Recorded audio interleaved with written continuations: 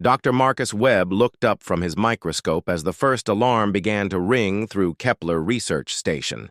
The sound was soft at first, like a gentle bell, but it quickly grew louder and more urgent. Marcus had worked on the station for 3 years, and he knew that sound meant trouble. He pushed back from his desk and walked to the window of his lab. Outside, the endless black of space stretched in all directions, dotted with distant stars. The station orbited a small moon, and Marcus could see its gray surface below them. Everything looked normal, but the alarm kept ringing. Marcus opened his lab door and stepped into the corridor. Other scientists and workers were coming out of their rooms too, all looking confused and worried. Some were humans like Marcus, but others were different species from across the galaxy. There were the tall, thin Aldorians with their blue skin, and the short, furry Kepolites with their big, round eyes. The alarm changed to a different tone, and suddenly red lights began flashing on the walls. Marcus felt his stomach drop. Red lights meant real danger, not just a drill or a small problem. Commander Riley Thompson's voice came through the speakers that lined the corridors.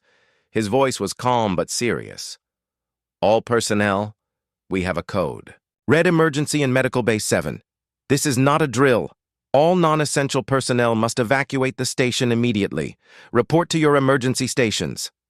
Marcus started walking quickly toward the medical bays. As a xenobiologist who studied alien life forms, he might be needed to help with whatever was happening. But before he could get very far, another announcement stopped him. "Dr. Marcus Webb, please report to the command center immediately." Dr. Marcus Webb to the command center. Marcus changed direction and headed for the elevator that would take him to the command center. As the doors closed behind him, he could hear other alarms starting to sound throughout the station. Whatever was happening, it was getting worse. Elevator ride seemed to take forever, but finally the doors opened onto the command center. Commander Thompson was standing in front of a large screen that showed different parts of the station. His face was tense, and sweat was running down his forehead. "Marcus, thank God you're here," the commander said without turning around. "We have a situation that I've never seen before, and I think you might be the only one who can help us." "What's going on?" Marcus asked, walking up to stand beside the commander. Thompson pointed to one of the screens. It showed a corridor near the medical bays, but it was empty except for some equipment that had been dropped on the floor. 20 minutes ago, we received a transport ship carrying a Vorthak female. She's pregnant and was supposed to be taken to the medical facility on Centauri Prime for her delivery. Marcus felt his blood turn cold. The Vorthak were one of the most dangerous predator species in the known galaxy. They were huge, powerful, and had abilities that could drive other beings insane with fear. He had only met a few in his career, and those meetings had been carefully controlled. "The transport ship had engine problems," Thompson continued. "They requested emergency docking here for repairs. We agreed because the female was in distress, but something went wrong." On another screen, Marcus could see the medical bay. Dr. Jennifer Hayes and her team were pressed against the far wall, looking terrified. In the center of the room was a massive shape that Marcus recognized as a Vorthak female. She was at least 8 feet tall, covered in dark scales, with powerful arms that ended in razor-sharp claws. Her head was elongated like a reptile's, with intelligent eyes that glowed with an inner light. But something was very wrong. The Vorthak female was moving in ways that Marcus had never seen before. She was pacing back and forth, making deep rumbling sounds that seemed to shake the very walls of the station. Every few seconds, she would rear up on her hind legs and let out a roar that made the humans in the room cower in terror. "Her name is Senna," Thompson said quietly. "According to the transport captain, her mate died in a mining accident 3 weeks ago. She's been unstable ever since, and now she's gone into early labor. Every time our medical team tries to approach her, she becomes violent." Marcus watched the screen and saw Dr. Hayes try to take a step forward. Immediately, Senna spun toward her and made a sound that was like nothing Marcus had ever heard. It was part roar, part scream, and part something else that seemed to reach directly into his mind and fill it with terror. Even watching through the screen, Marcus felt his hands begin to shake. "The problem is getting worse," Thompson said. "Senna's distress is affecting her psychic abilities. Vorthak can project fear and other emotions, and right now she's broadcasting pain and terror throughout the station. Half our crew has already fled to the escape pods." As if to prove his point, Marcus could hear running footsteps in the corridors. Outside the command center, someone was shouting orders, and there was the sound of equipment being moved quickly. "What about sedatives?" Marcus asked. "Can't the medical team knock her out?" Thompson shook his head. "We tried. Vorthak biology is different from most species. The drugs that work on us and other aliens don't affect them the same way. If anything, it seemed to make her more agitated." On the screen, Marcus could see that Senna was now standing in one corner of the medical bay, her back to the wall. Her huge body was trembling, and she kept looking toward the door as if she was expecting someone to come through it. "There's more," Thompson said, his voice becoming even more serious. "According to our scans, she's carrying twins. That's incredibly rare for Vorthak. If we can't help her deliver safely, both she and the babies will die. But every time someone gets close to her, she goes into a rage that threatens to tear the station apart." Marcus stared at the screen, watching Senna pace back and forth. There was something familiar about her movements, something that tugged at his memory, but he couldn't quite place it. "Why did you call me?" Marcus asked. "I'm not a doctor." Thompson turned to look at him directly. "Because according to your personnel file, you're the only person on this station who has ever worked directly with Vorthak before. 3 years ago, you spent 6 months on their homeworld doing research. If anyone can figure out how to communicate with her, it's you." Marcus felt the weight of responsibility settling on his shoulders.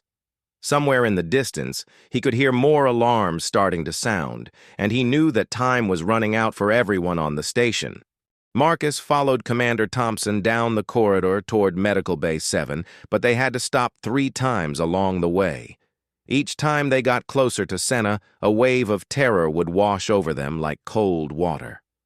Marcus felt his heart racing and his hands shaking, even though he knew the fear was not really his own. "It's getting stronger," Thompson said, wiping sweat from his face. "The psychic waves she's sending out are affecting the whole station now." They reached a viewing window that looked into the medical bay from the side. Through the thick glass, Marcus could see Senna more clearly now. She was huge, even bigger than he remembered from his time on the Vorthak homeworld. Her dark scales seemed to shimmer with an inner light, and her yellow eyes were wide with pain and fear. Dr. Jennifer Hayes was still pressed against the far wall with her medical team. She was a brave woman who had treated injuries from dozens of different alien species, but Marcus could see that even she was terrified. Her usual calm confidence was gone, replaced by the wide-eyed look of someone trapped with a dangerous predator. "Jennifer," Thompson spoke into his communication device. "Can you hear me?" Dr. Hayes touched a device on her ear and nodded toward the window. "I can hear you, Commander. But I can't get close enough to examine her. Every time I take a step forward, she goes crazy." As if she heard them talking, Senna suddenly turned toward the viewing window. Her eyes locked onto Marcus, and for a moment he felt like she was looking directly into his soul. Then she opened her mouth and let out a sound that made the glass vibrate. The sound was unlike anything Marcus had ever heard. It started as a low rumble, like distant thunder, but then it rose to a shriek that seemed to cut through his mind like a knife. He staggered backward, and several crew members who were watching from further down the corridor turned and ran. "The sound is affecting our equipment too," said David Park, the station's chief engineer. He had arrived while Marcus was watching Senna. "The computers in that section are malfunctioning and some of the lights have burned out from the vibrations." Marcus forced himself to step closer to the window again. He studied Senna's movements. trying to remember what he had learned about Vorthak behavior during his research mission. She was not just pacing randomly. There was a pattern to her movement, and she kept looking toward one particular corner of the room. "She's looking for something," Marcus said quietly. "Or someone." Thompson raised an eyebrow. "What do you mean?" "Vorthak are social creatures," Marcus explained. "They live in family groups, and when they're in distress, they look for their pack members. She keeps looking toward that corner as if she expects someone to be there." Dr. Hayes spoke through the communication system again. "Marcus, is that you? I heard you might be able to help us." "I'm here, Jennifer. Can you tell me exactly what happened when she first arrived?" "The transport ship docked about 30 minutes ago," Dr. Hayes replied. "The captain said she had been calm during most of the journey, but she became agitated when they entered our solar system. When they brought her aboard, she was already making distressed sounds." Marcus watched as Senna moved to the corner of the room again. This time she reached out with one clawed hand and touched the wall gently, almost tenderly. "That corner," Marcus said. "What's in that direction?" David Park checked his tablet computer. "That wall borders the guest quarters section, specifically rooms 847 and 848. Something clicked in Marcus's mind. "Are those quarters occupied?" "No, they've been empty for weeks. The last occupants were—" David paused and checked his records again. "The last occupants were a Vorthak couple. They stayed here for about a month while their ship was being repaired." Marcus felt his heart sink. "When did they leave?" 3 weeks ago, David said. "There was some kind of accident. The male was killed in a mining operation, and the female—" He looked up with sudden understanding. "The female was transferred to a transport ship to be taken home." "That's Senna," Marcus said quietly. "She's not just looking for anyone. She's looking for her mate. Those were their quarters, and she can probably still smell his scent." On the other side of the glass, Senna suddenly let out another cry. But this one was different. It was not a roar of anger or a shriek of pain. It was a sound of pure sadness, the kind of sound that any creature makes when it has lost something precious. The cry seemed to affect everyone in the corridor.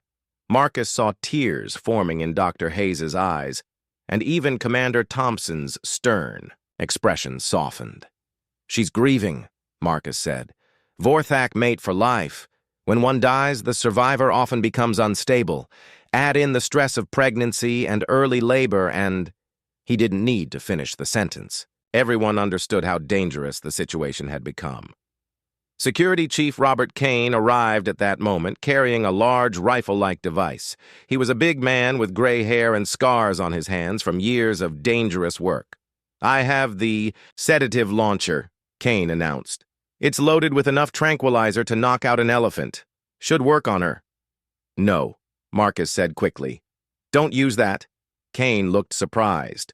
"Why not? We need to calm her down so the doctors can help her. Vorthak have a very different nervous system from most species," Marcus explained. "Strong sedatives don't make them sleepy. They make them angry and confused. If you hit her with that, she won't go to sleep. She'll go completely wild."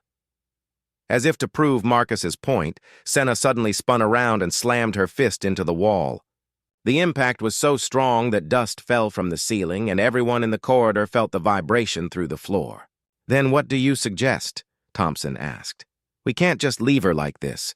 According to Dr. Hayes, she needs medical attention soon or she and the babies will die." Marcus stared through the window at Senna. She had moved back to the corner and was touching the wall again. Her massive shoulders were shaking, and Marcus realized that she was crying. The most dangerous predator in the galaxy was crying for her lost mate. "I need to think," Marcus said. "There has to be a way to reach her. Vorthak are intelligent. They can be reasoned with if you know how to communicate." But even as he said it, Marcus wondered if it was possible. He had worked with Vorthak before, but always in controlled situations with their cooperation. This was different. Senna was trapped by grief and pain, and her protective instincts were stronger than ever because of her pregnancy. Another alarm began sounding in the distance, and Marcus knew that evacuation ships were probably arriving to take the crew to safety. But he also knew that running away would mean leaving Senna and her unborn children to die alone. And somehow, that seemed like the worst tragedy of all. Marcus stood in the corridor for several minutes, watching Senna through the thick glass window. His mind was racing as he tried to remember everything he had learned about Vorthak culture during his research mission 3 years ago. There had to be something, some memory that could help him reach her. The evacuation alarms were getting louder now, and Marcus could hear the sound of ships docking with the station. Most of the crew would be leaving soon, but the medical team would have to stay. They could not abandon Senna and her unborn children. Suddenly, a memory hit Marcus like lightning. He remembered a day on the Vorthak homeworld when he had been studying their family structures. He had been working with a mated pair who were expecting their first child. The female had been nervous about the birth, and her mate had been trying to comfort her. The male's name had been Thorn. He was a strong warrior with dark scales and kind eyes. The female had been smaller than most Vorthak, but fierce and intelligent. Her name had been Senna. Marcus felt his heart stop. This was the same Senna he had worked with 3 years ago. The same Senna who had trusted him enough to let him study her family. The same Senna whose mate Thorn had taught Marcus words in the ancient Vorthak language. "Commander," Marcus said quickly, "I need to get into that room." Thompson looked at him like he had lost his mind. "Absolutely not. She's too dangerous. One swipe of those claws and you'll be dead."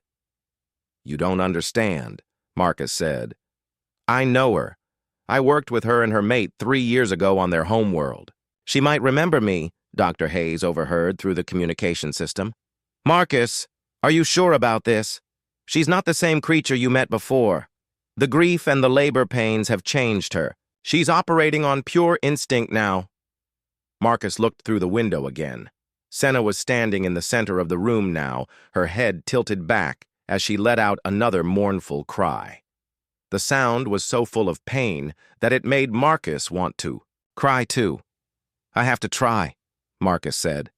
"If I don't, she's going to die. And so are her babies." Security Chief Kane shook his head. "I can't let you do it, Doc. It's too risky." "Then what's your plan?" Marcus asked. "Wait until she exhausts herself and collapses? By then it might be too late for the babies."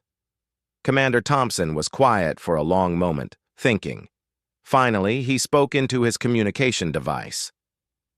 "Dr. Hayes, what's your medical opinion? How much time do we have?" Dr. Hayes looked at her readings on a portable scanner. "Not long. Her vital signs are becoming irregular, and the stress is affecting the babies. I'd say we have maybe an hour before the situation becomes critical." Thompson turned to Marcus. "If I let you try this, you follow my rules. You wear protective gear, and at the first sign of aggression, you get out of there. Understood?" Marcus nodded. "Understood." 20 minutes later, Marcus stood outside the door to Medical Bay 7. He was wearing a protective vest and helmet, though he knew they would not help much if Senna decided to attack him.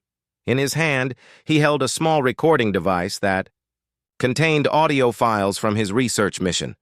"Are you ready?" Thompson asked through the communication system. Marcus took a deep breath. "As ready as I'll ever be." The door slid open with a soft hiss. Immediately, Marcus was hit by a wave of scent and sound that transported him back to the Vorthak homeworld.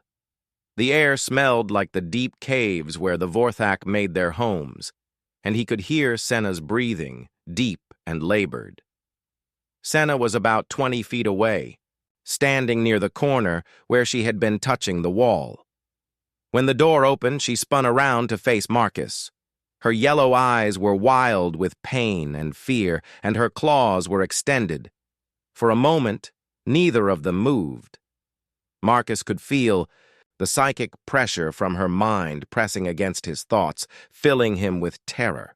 But he forced himself to stay calm and remember why he was there. "Senna," Marcus said quietly, using the pronunciation he had learned on her homeworld. The name was not spoken like a human name.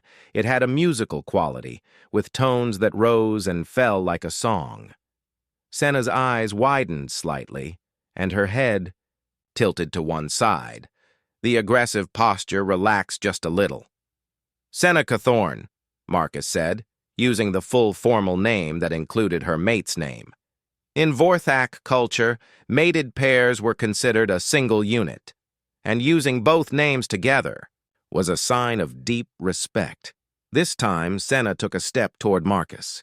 Her movements were still cautious, but the wild look in her eyes was fading slightly. Marcus activated the recording device and began to speak in the ancient Vorthak language that Thorne had taught him. His pronunciation was not perfect, but he remembered enough words to form simple sentences. "Friend Marcus remembers Seneca Thorne," he said slowly. "Friend Marcus remembers the warm caves and the bright stones. Friend Marcus remembers the time of learning and sharing." Senna stopped moving completely. Her massive head turned toward Marcus, and he could see recognition beginning to dawn in her eyes.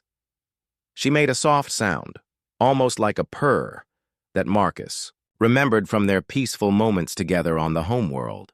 "Friend Marcus remembers Thorne the Strong," Marcus continued, his voice becoming more confident.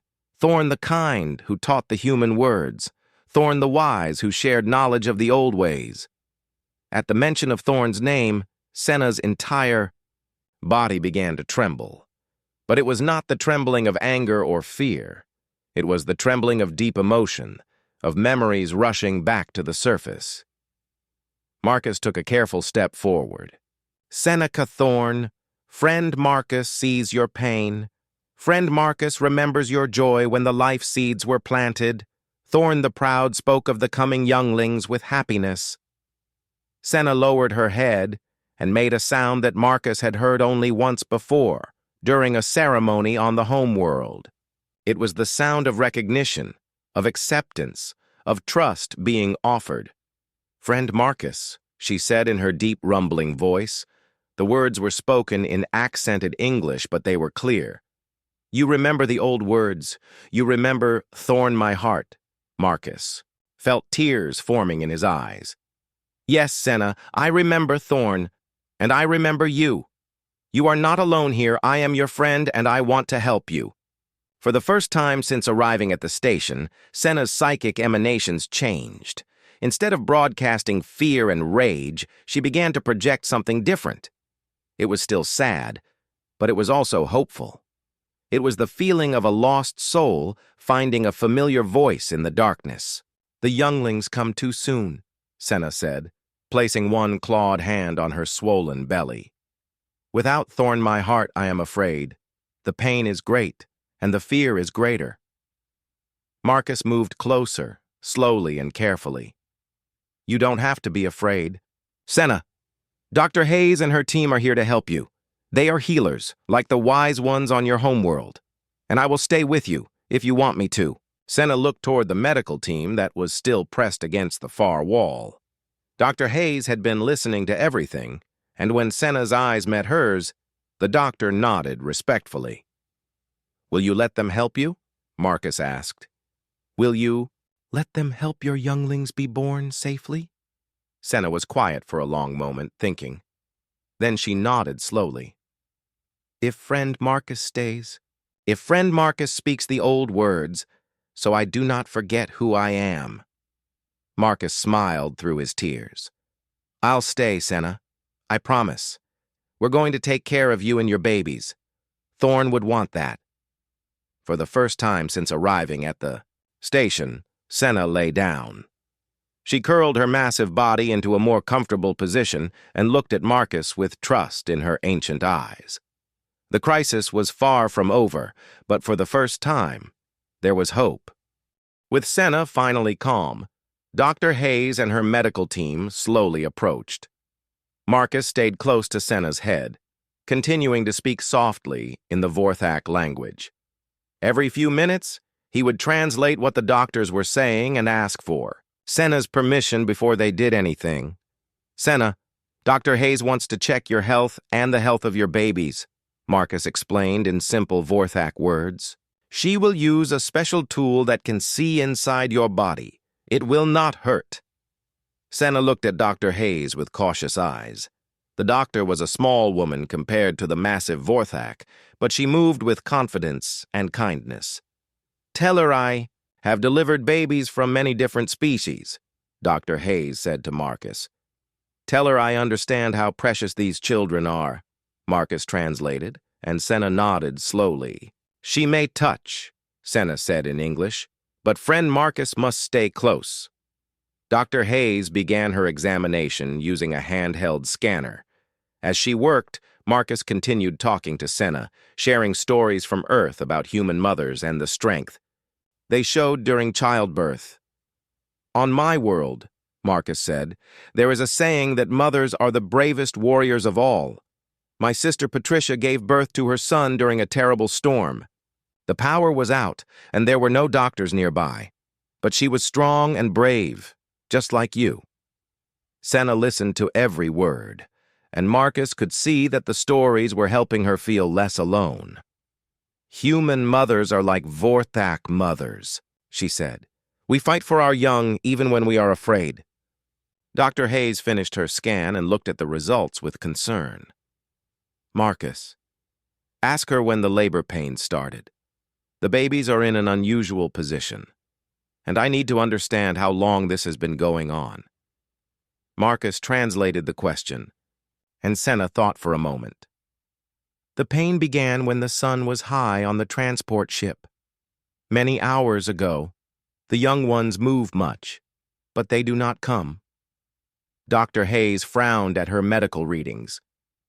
"The problem is that Vorthak babies develop differently than human babies. They need specific conditions to be born safely.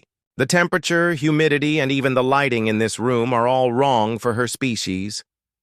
David Park, who had been listening from the observation window, spoke through the communication system. "What do you need me to change?" Dr. Hayes looked at Marcus. "You spent time on their homeworld. What were the conditions like in the birthing caves?" Marcus closed his eyes and tried to remember. "It was warmer than this, and more humid. The air felt thick, like before a thunderstorm. And the light was different, too.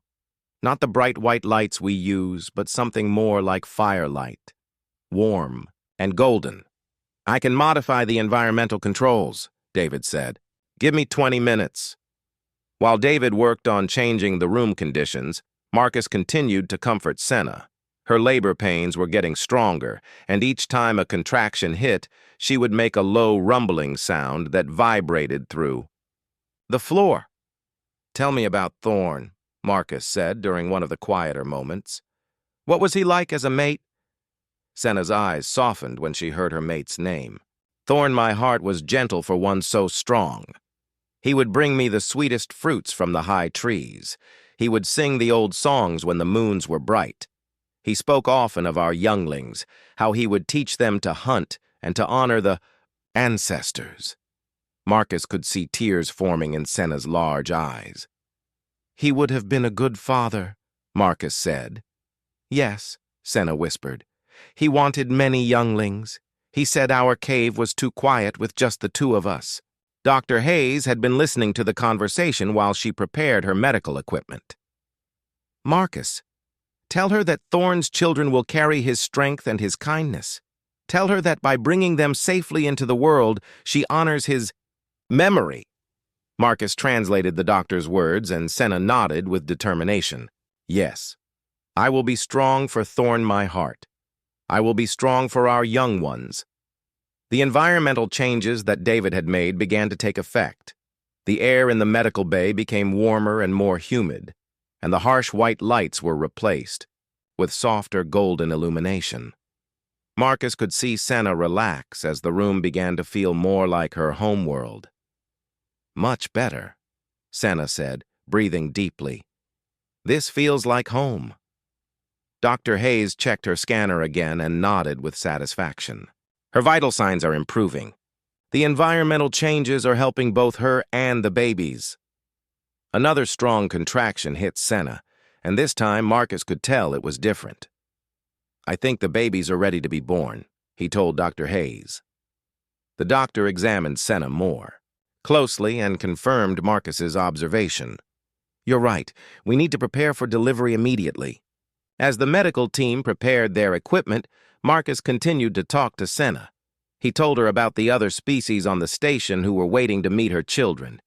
He described how the Aldorians would sing welcoming songs, and how the Capelites would offer soft blankets made from their own fur. "Your children will grow up knowing many different kinds of beings," Marcus said.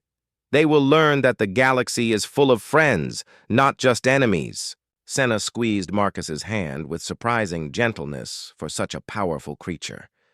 "Thank you, friend Marcus. You have brought light to my darkness. Thorn my heart would be grateful." Dr. Hayes moved into position as Senna's labor progressed. "This is it," she said. "Tell her to push when I say." Marcus translated the instructions, and Senna nodded. Despite her size and fearsome appearance, she followed Dr. Hayes's directions with trust and cooperation. "She's doing beautifully, Doctor," Hayes said as the first baby began to appear. "Tell her she's very brave." Marcus repeated the doctor's words in Vorthak, and Senna managed a tired smile. "I am strong like Thorn my heart," she said. "I am strong like the mothers of my ancestors." The room was filled with anticipation as everyone worked together to bring new life safely into the galaxy. For the first time since the crisis began, Marcus felt truly hopeful. They were going to succeed, and it was because they had chosen understanding over fear, compassion over force. The power of human empathy was about to create a miracle that would change everything. After 18 hours of difficult labor, the moment finally arrived. Dr. Hayes worked with steady hands while Marcus continued to encourage Senna in her own language. The medical bay had been transformed into something that felt like a Vorthak birthing cave, warm and golden and peaceful. "I can see the first baby," Dr. Hayes announced. "Senna, you're doing wonderfully. One more big push," Marcus translated quickly, and Senna gathered all her remaining strength. With a final effort that shook the walls of the medical bay, the first baby was born. The infant was small compared to its mother, about the size of a human child, but it was perfectly formed. Its scales were lighter than Senna's, a beautiful silver color that caught the golden light. The baby opened its eyes and let out a sound that was part cry and part musical note. "It's beautiful," Dr. Hayes whispered, carefully cleaning the newborn. "And listen to that sound. I've never heard anything like it." The baby's cry was unlike any sound Marcus had ever heard. It had the same psychic quality as adult Vorthak vocalizations, but instead of projecting fear or anger, it filled the room with feelings of joy and wonder. Everyone in the medical bay found themselves smiling, even though they had been exhausted moments before. "A son," Senna said weakly, reaching out to touch her baby. "Thorn my heart would be so proud. But Dr. Hayes was still working. "Senna, there's another baby coming, just like the scans showed. Twins." Marcus had read about Vorthak twins during his research, but he had never seen them born. Twin births were extremely rare among the Vorthak, happening perhaps once in 1,000 births. In their culture, twins were considered blessed by the ancestors and destined for greatness. "Twins are very special to your people," Marcus told Senna. "They are believed to bring good fortune to their entire family." Senna nodded, though she was clearly tired. "Yes, Thorn my heart often said he hoped for twins. He believed they would grow up to be great leaders." The second baby arrived 20 minutes later, after much less difficulty than the first. This infant was slightly smaller than its brother, with scales that were more golden than silver. When it cried, the sound harmonized perfectly with its sibling, creating a beautiful melody that seemed to resonate through the entire station. "A daughter," Dr. Hayes announced with a huge smile. "Both babies are healthy and strong." Marcus felt tears running down his face as he watched Senna gently touch each of her children. The sight of this fearsome predator being so tender with her newborns was one of the most beautiful things he had ever seen. "What will you name them?" Marcus asked. Senna considered for a moment, looking at each baby in turn. "The son will be called Thornca Marcus, to honor both his father and the friend who helped bring him into the world. The daughter will be called Luna Cahope, because she was born in darkness but brought light." Marcus was deeply moved that Senna had chosen to include his name in her son's title. In Vorthak culture, this was an honor usually reserved for the closest family members. Dr. Hayes finished her examination of both babies and nodded with satisfaction. "They're both perfectly healthy. Strong heartbeats, good reflexes, and their psychic abilities seem to be developing normally. The babies seem to respond positively to human voices, especially Marcus's. When he spoke to them in Vorthak, they would turn their heads toward him and make soft chirping sounds. When Dr. Hayes checked their health, they remained calm and curious rather than frightened." "This is unprecedented," Dr. Hayes said quietly to Marcus. "I've never seen newborns of any species bond so quickly with beings from another world." Commander Thompson's voice came through the communication system. "How is everyone doing in there?" "We have 2 healthy babies and 1 very tired but happy mother," Dr. Hayes replied. "The crisis is over." Word of the successful birth spread quickly throughout the station. Crew members who had fled in terror during the emergency began returning, curious to see the newborn Vorthak twins. Senna, no longer broadcasting fear and rage, allowed small groups to visit the medical bay. The Aldorians sang their traditional welcoming songs, their blue skin shimmering as they harmonized with the baby's natural vocalizations. The Kepalites brought soft blankets woven from their own fur, and the other human crew members offered gifts and congratulations.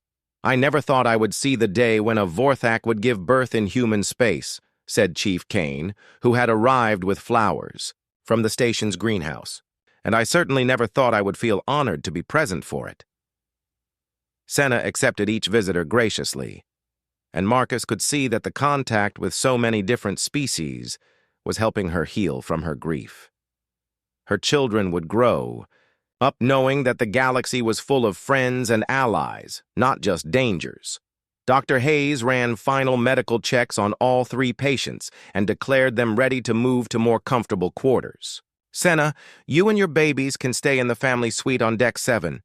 It's larger and more private than the medical bay." "Thank you," Senna said, carefully holding both of her children. "You have all shown great kindness to a stranger in need." As they prepared to move Senna and the twins to their new quarters, Marcus reflected on everything that had happened. Less than a day ago, the station had been in crisis, with crew members fleeing in terror from an enraged alien predator. Now, that same creature was peacefully nursing her newborns while accepting congratulations from dozens of different species. The transformation had not happened because of advanced technology or superior firepower. It had happened because one human had taken the time to remember a friendship, to learn a language, and to show compassion to a grieving mother. "Friend Marcus," Senna said, as they walked slowly toward the elevator. "I have a question." "What is it, Senna?" "My younglings will grow up here, among humans and other species. Will you help me teach them about their father's people and their mother's world?" Marcus smiled. "It would be my honor, Senna.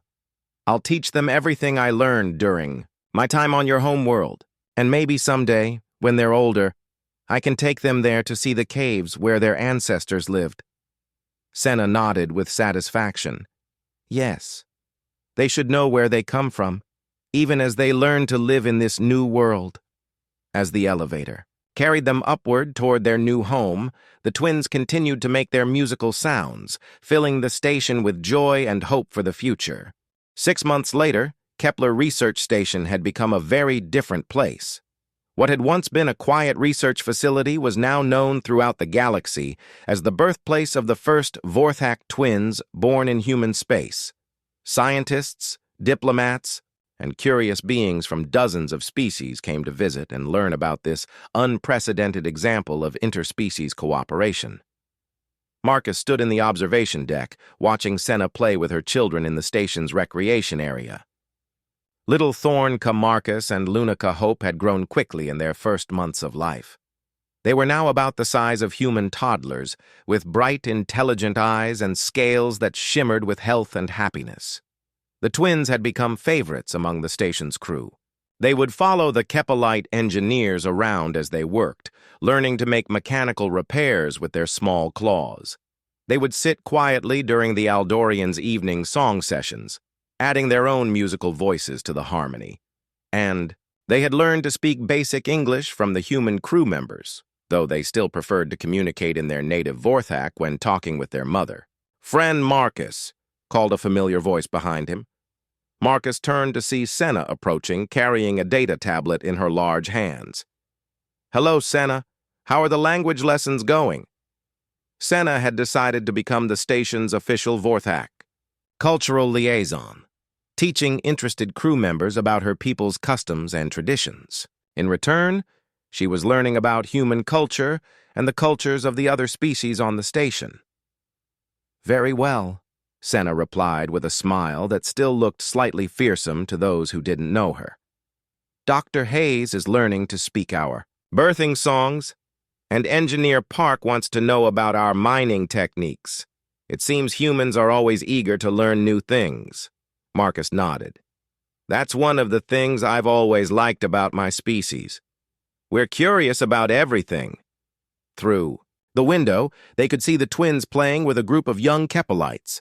The children of different species had formed their own little community on the station, communicating through a mixture of words, gestures, and the universal language of play. "They are growing up so differently than Thorn My Heart and I did," Senna observed. "On our homeworld, younglings learn to be wary of strangers, to trust only their own pack. But my children see every new being as a potential friend." "Is that a good thing or a bad thing?" Marcus asked. Senna considered the question carefully. "I think it is a good thing. The galaxy is changing. The old ways of living in isolation and fear are not enough anymore. My children will grow up to be bridges between worlds." Commander Thompson joined them at the observation window. Over the past 6 months, he had become one of Senna's closest friends on the station, often seeking her advice on diplomatic matters involving other Vorthak communities. "Senna, I have news that I think will interest you," Thompson said, holding out a communication device. Senna took the device and listened to the message. As she heard the words, her eyes grew wide with surprise and emotion. "What is it?" Marcus asked. "It is a message from the Council of Elders on my homeworld," Senna said, her voice filled with wonder.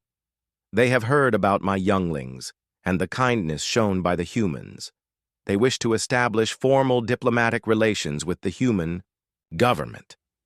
Marcus felt his heart skip a beat.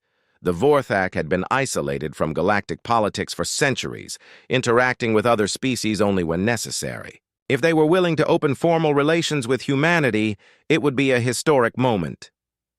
"There's more," Thompson said with a smile. "The Council has extended an invitation for a permanent human settlement in their territory.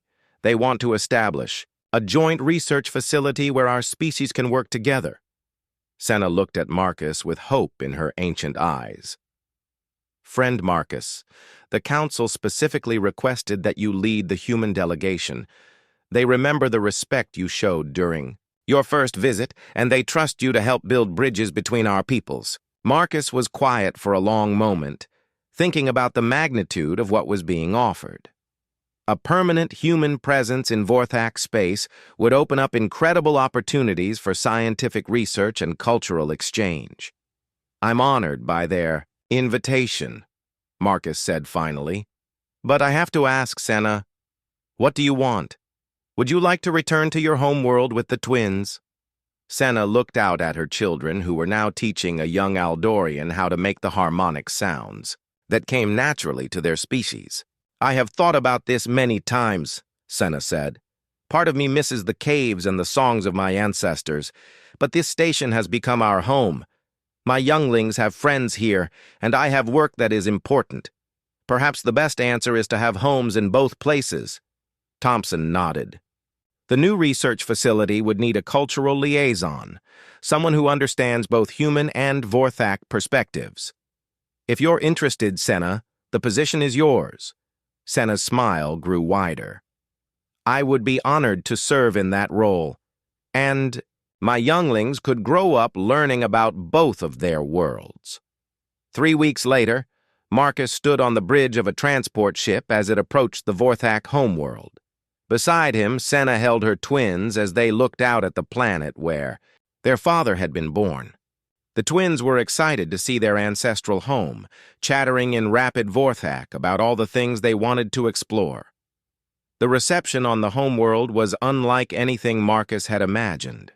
Thousands of Vorthak had gathered to welcome them, and when they saw the twins, the crowd erupted in joyful roars that could be heard for miles. Twin births were so rare that many of the older Vorthak had never seen twin children before. The Council of Elders, ancient Vorthak, whose scales had turned silver with age, greeted Marcus with the traditional gesture of respect. But it was clear that their attention was focused on Senna and her remarkable children. "The younglings carry the future in their eyes," said the eldest council member, a female whose name was Grandmother of Stars. "They will grow up knowing that the galaxy is full of wonders, not just dangers." Over the following months, construction began on the joint research facility. Human and Vorthak engineers worked side by side, sharing techniques and learning from each other. Scientists from both species collaborated on projects that would have been impossible for either group to accomplish alone. The twins thrived in their new environment, spending part of their time in the underground caves learning ancient Vorthak traditions, and part of their time at the research facility playing with human children and learning about human culture. Marcus published extensive research on Vorthak society and psychology, revolutionizing the understanding of one of the galaxy's most misunderstood species. His work became the foundation for new protocols in interspecies medicine and emergency response, helping to prevent future crises like the one that had brought them all together. But perhaps the most important change was in how different species viewed each other. The story of Senna and her twins spread throughout the galaxy, becoming a symbol of what was possible when beings chose understanding over fear. On the first anniversary of the twins' birth, a celebration was held simultaneously on Kepler Station and the Vorthak homeworld. Beings from dozens of species gathered to honor the small family that had changed everything. As Marcus watched the twins play with children from across the galaxy, he reflected on how a moment of crisis had become a moment of hope. The universe was vast and often dangerous, but it was also full of opportunities for connection and understanding. Senna approached him during the celebration, carrying a message tablet. "Friend Marcus, I have received communication from the Galactic Council. They want to establish similar joint facilities with other species, using our project as a model." Marcus smiled. "It looks like your children really are going to change the galaxy." Senna looked out at her twins, who were now teaching a group of young beings from 6 different species how to sing in harmony. "Thorn, my heart would be so proud," she said softly. "Our younglings are growing up in a world where friendship is stronger than fear." As the celebration continued around them, Marcus knew that this was just the beginning. The bonds that had been formed through compassion and understanding would continue to grow, creating a future where all beings could live together in peace. The twins' laughter echoed across both worlds, a sound of pure joy that promised hope for generations to come.